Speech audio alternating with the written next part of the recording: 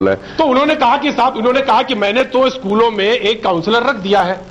अब वो कब रेगुलर है, वो बच्चे इंटरैक्ट भी कर रहे हैं। पेरेंट्स का बहुत बड़ा रोल है। जैसे मैं आपको अपनी बात बताऊं, मेरे बच्चे जब 80% 90% मार्क्स लाते हैं, उसके बाद भी उनका मूड लटका होता है और वो कहते हैं तो दूसरे बच्चे का 0.1 ज्यादा हो गया, कैसे हो गया। मैं कहता हूं बेटे तुम्हारे तो बहुत अच्छे मार्क्स आ रहे हैं, हम तो जो है ना 33% 34% मिल जाते थे तो खुश हो जाते थे, और हम तो फेल भी हो गए थे। ऑफ कोर्स मैं ऐसे कई लोगों को जानता हूं जो आज बहुत बड़े सक्सेसफुल लोग हैं, लेकिन वो फेल हुए हैं। मेरी तरफ यूं तो सारी नजरें मेरी तरफ मत देखिए। मैं कोई बहुत सफल आदमी नहीं हूं, लेकिन मैं ऐसे कई लोगों को जानता हूं जो अक्सर फेल हुए हैं, लेकिन फेल होने के बाद जिंदगी में बेहद सफल हुए। क्योंकि जो फेल नहीं होना जाना, वो क्या सफलता क्या जानेगा। तो वक्त है छोड़े से ब्रेक का, ब्रेक के बाद आएंगे। कोई प्रवचन नहीं है आज, बात सिर्फ सीधी सीधी टिप्स की है। आप आजमाना चाहो तो आजमा लो। आप अगर फर्स्ट ईयर में हो, यानी आप 11th में हो या 9th में, तो और भी ज्यादा कारगर चीजें हैं। लेकिन अगर आप बस महज 4 दिन बाद इम्तिहान देने जा रहे हैं, तो भूलिए मत, यह भी बेहद काम की चीज हो सकती है। वक्त है छोड़े से ब्रेक का, ब्रेक के बाद मैं फिर वापस आता हूं। आप देखते रहिए जनपथ।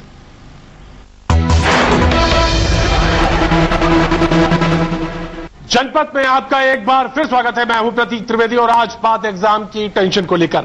सवाल इस बात का कि मैथ्स और कुछ पेपर ऐसे होते हैं, जैसे कॉमर्स को लेकर कुछ ऐसे पेपर हैं जिनमें सबसे ज्यादा प्रॉब्लम होती है। बच्चे कहते हैं कि सब कुछ पढ़ा है, लगातार पढ़ा है, लेकिन पता नहीं लास्ट मोमेंट में क्या होगा। लास्ट मोमेंट में क्या होगा सर, मैं आपसे जानना चाहता हूं। क्या कुछ टिप्स हैं? लास्ट मोमेंट 4 दिन बचे हैं। देखिए ऐसा है, अभी 4 दिन का, 1 दिन ही बचा। फिजिक्स का पेपर तो परसों ही है जी, 1 तारीख को ही है। अगर साइंस के जो बच्चे कुछ बैठे हैं तो देखिए, पढ़ने का भी एक तरीका होता है।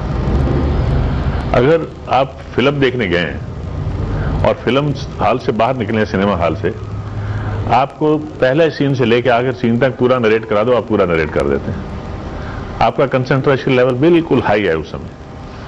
वो आपका क्लासरूम में क्यों नहीं होता, या जब आप किताब लेके बैठे हैं उस समय क्यों नहीं होता? क्योंकि उस समय आप जो है कुंजियों पे विश्वास कर रहे हैं और सोच रहे हैं कि मुझे आ गया है, आया नहीं होता, या सोच आया नहीं होता। ट्यूशन से सर से समझ लेंगे। क्योंकि conceptually you are not sound, you have not mastered the concept as such. You have trying to, अगर मैं 7x² + 5 + 3x लिख दूं और मैं ये क्वेश्चन आपको सॉल्व कर दिया, आपने कर दिया सॉल्व, और उसी को मैं बदल के 5x² + 4x, ये तो सर ने कराया नहीं था, then it means you have not learned the concept as such which is required on the basis of which you are going to perform. आप थोड़ा कीजिए, लेकिन उस कंसंट्रेशन लेवल से कीजिए जो कंसंट्रेशन लेवल आपको, जिसको कहते हैं ना, internalization of the concept should take place in you. ये कंसंट्रेशन लेवल कैसे स्ट्रांग किया जा सकता है, कैसे बढ़ाया जा सकता है, इसके बारे में हम टिप्स लेंगे। इन्होंने आपको कुछ बातें बता दी, कुछ बातें बताई हैं कि कंसंट्रेशन लेवल ये बहुत भारी चीज है। जैसे सांस लेने की प्रक्रिया इन्होंने बताया, आप ये ट्राई करके दीजिए, आपको कितना फायदा होगा आप देखिएगा। ऑफ कोर्स, और ये मैं बता रहा हूं आपसे सच की, ये सिर्फ कहने की बातें नहीं है। ये वो चीजें, आज शो के बारे में मैंने बहुत मेहनत की है, और ये वो चीजें हैं, यकीन मानिए अगर आप इसको करेंगे तो बेहद लाभ होगा। मैं गीतांजलि से ये जानना चाहता हूं कि लास्ट मोमेंट है। एक सेकंड, आपकी स्लीप में फर्क पड़ेगा, और स्लीप में फर्क पड़ने से ही जो आपकी एंग्जाइटी लेवल है वो कम हो जाएगा। ऑफ कोर्स ये एक टिप है, लेकिन सवाल इस बात का गीतांजलि से मैं ये जानना चाहूंगा कि लास्ट मोमेंट है, मैथ्स है, फिजिक्स का पेपर है, तो ये सारी चीजें लास्ट मोमेंट में क्या करना चाहिए? आखिरी 2 दिन हो या 4 दिन या सिर्फ 1 दिन, अपनी इतने दिनों की पढ़ाई को कंसोलिडेट कीजिए। कुछ भी नया टॉपिक मत पढ़िए जो आपने अभी तक नहीं छुआ है। किसी ने कह दिया ये इंपॉर्टेंट है तो आप आज उसको पढ़ना शुरू कर दें, ऐसा नहीं करें। ना कोई नई किताब, ना कोई नई गाइड, ना कोई नया topic. Only focus on consolidation of your learning, पहली बात। दूसरी बात, एनसीईआरटी की किताब का पन्ना दर पन्ना रिवाइज अब तक आप कर चुके होंगे। बैक क्वेश्चंस देख लीजिए, एग्जाम्पल्स देख लीजिए दोबारा से, और आपने अब तक जितने भी टेस्ट दिए हैं उस स्पेसिफिक सब्जेक्ट के, उन टेस्टों में अपनी मिस्टेक्स को एक बार दोबारा रिवाइज कर लीजिए। जो यूनिट टेस्ट में की होगी मिस्टेक, वही शायद प्री बोर्ड में भी कर दी होगी। सो फ्रीक्वेंटली कमिटेड एरर्स की चेकलिस्ट बन चुकी होनी चाहिए, नहीं तो बना लीजिए, उसको रिवाइज कर लीजिए। तसल्ली से दोस्तों से, उन्हीं दोस्तों से बातचीत कीजिए जिनसे आपको स्ट्रेस नहीं होता, जिनसे बात करके आपको घबराहट नहीं होती है। वो वाले दोस्तों से बात कीजिए। माता पिता से अपनी तैयारी को डिस्कस करते रहिए। फ्राइड स्पाइसी फूड बिल्कुल मत खाइए, हल्का फुल्का खाने का सेवन कीजिए, जैसा सर ने बताया पानी भी बहुत पीजिए, रिलैक्स रहिए, हंसिए जरूर, चाहे कोई एसएमएस जोक पढ़ के, खुशवंत सिंह का आर्टिकल पढ़ के, या अपने फ्रेंड्स से बात करके, या लाफ्टर कॉमेडी देख के, कुछ भी ऐसी चीज, बिकॉज ह्यूमर आपका स्ट्रेस बस्ट करता है, ऑक्सीजन सप्लाई बढ़ती है, ब्रेन जो है वो रिलैक्स स्टेट में रहता है। और एग्जाम से पहले नींद पूरी करके जाइए, 7 घंटे की नींद आपको लेके जाना है, तभी आप अगले दिन एग्जामिनेशन हॉल में एकाग्रता से पेपर करेंगे। जी, और ये वो सारी चीजें हैं जो आपको करनी है। लेकिन यकीन मानिए, इन लोगों के साथ बैठ बैठ के और बहुत सारे लोगों के साथ बैठ बैठ के मैंने भी एक मंत्र बनाया है। यकीन मानिए बेहद सफल मंत्र है। मैं आपको जरूर बताऊंगा, या तो कहिए ब्रेक से पहले बता दें या ब्रेक के बाद बताएं। ब्रेक के बाद बताते हैं, ज्यादा बेहतर होगा। या एक काम करते हैं, प्रोग्राम के एकदम आखिर में आप मुझसे पूछ लीजिएगा, मैं जरूर आपको बताऊंगा वो क्या चीज है। लेकिन अभी वक्त है छोटे से ब्रेक का, और ब्रेक के बाद हम फिर हाजिर होते हैं।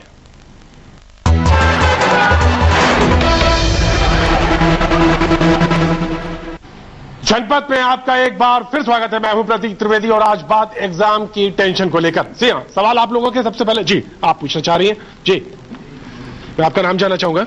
मेरा नाम मेघा वर्मा है। हाँ मेघा।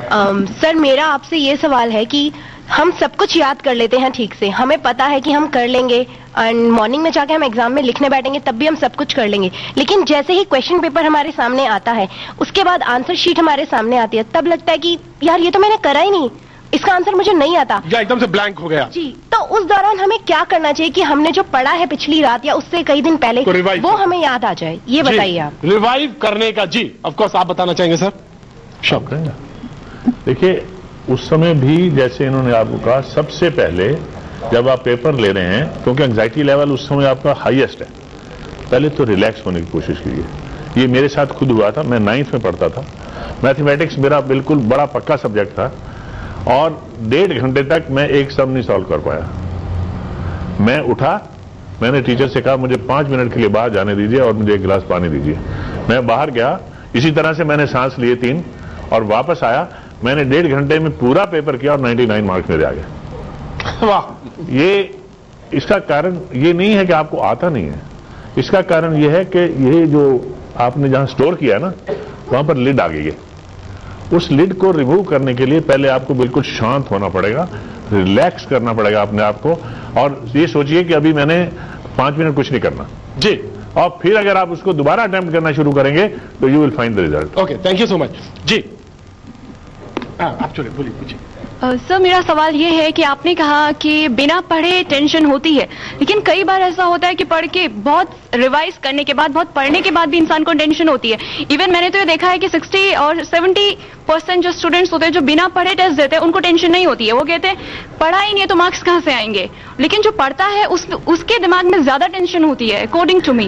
ये फैक्ट है। आप वैसे किस स्कूल में बिलीव करती हैं, कम पढ़ने वाले में या ज्यादा पढ़ने वाले में? अगर सुनिए, आप अगर रिजल्ट अच्छा चाहते हैं तो डेफिनेटली आप पढ़ोगे, क्योंकि आपको इतना पता है कि बिना पढ़े मार्क्स आ नहीं सकते हैं। और वैसे मेरा स्कूल ये है कि जितना भी पढ़ो अच्छे से पढ़ो, क्योंकि जो आना है। दोबारा आपसे मैं प्रश्न ये पूछूं, आप कभी आपने आपको ये विजुअलाइज किया कि मैं ठीक तरह से पढ़ रही हूं जैसे मुझे पढ़ना चाहिए? ये सब एक्चुअली अब तो ये मेरे साथ नहीं होता है। देखिए, ये सवाल जो है बेहद महत्वपूर्ण जो सर ने उठाया कि आप कैसे पढ़ें, ये बहुत महत्वपूर्ण है, और जो क्लास 9th में और जो क्लास 11th में है उनके लिए भी बेहद महत्वपूर्ण हो सकता है। गीतांजलि जी, मैं आपसे जानना चाहता हूं, सर मैं आपके पास आ रहा हूं। जी, कैसे पढ़ाई करें? पहले तो ये कहूं, उस पहला सवाल का थोड़ा सा जवाब देना चाहूंगी कि क्वेश्चन पेपर पूरा एग्जाम में पढ़ें या ना पढ़ें, इसका भी फैसला आप खुद करेंगे। अगर आपको पूरा क्वेश्चन पेपर पढ़ने के बाद घबराहट बढ़ती है, आप दूसरा सवाल पे हैं और आपको 15वें की चिंता कि 15वां मुझे नहीं आता है, 17वां मैं भूल रहा हूं,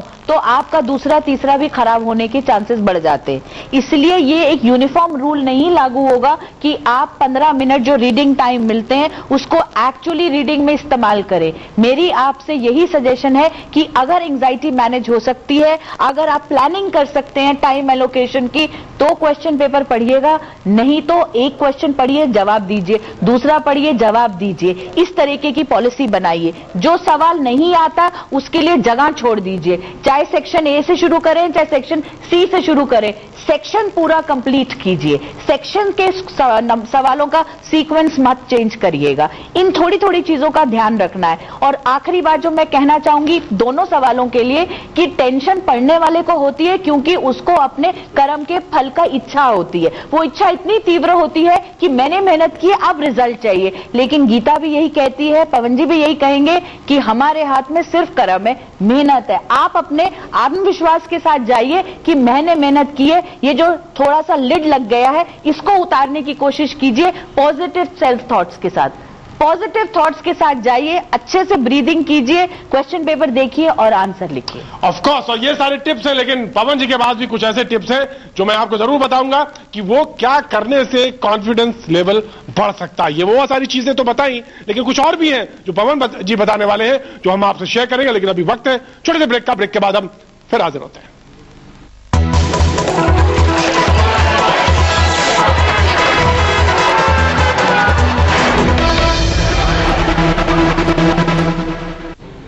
जनपद में आपका एक बार फिर स्वागत है। मैं हूं प्रतीक त्रिवेदी और अब मैं बिल्कुल उस जगह पे हूं जहां पे पवन जी हैं और आप हैं। मैं उसके बीच में कहीं नहीं हूं।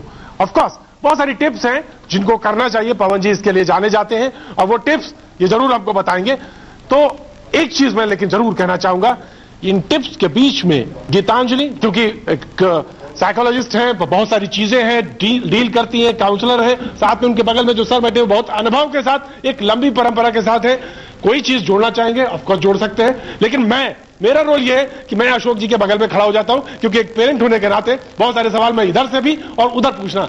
पवन जी, मैं पहला सवाल आपसे यह पूछना चाहता हूं कि कोई बच्चा जा रहा है एग्जाम में, जैसा वही सवाल है जो उसने पूछा, मैं उसी सवाल को उलट देता हूं। मैं पहुंचा और सामने पेपर देखा और मैं ब्लैंक हो गया, क्या करना चाहिए मुझे? देखिए, सबसे जो इंपॉर्टेंट क्षण आता है वो होता है जब हम एग्जाम के लिए घर से निकलते हैं। जिस वक्त हम एग्जाम्स के लिए घर से निकले उस वक्त वो एक रूटीन काम के लिए हम जा रहे हैं, इस थॉट के साथ निकले। आप कोई बहुत स्पेशल काम करने नहीं जा रहे हैं और इस काम जो अभी आप कुछ घंटे बाद करेंगे उससे आपकी पूरी दुनिया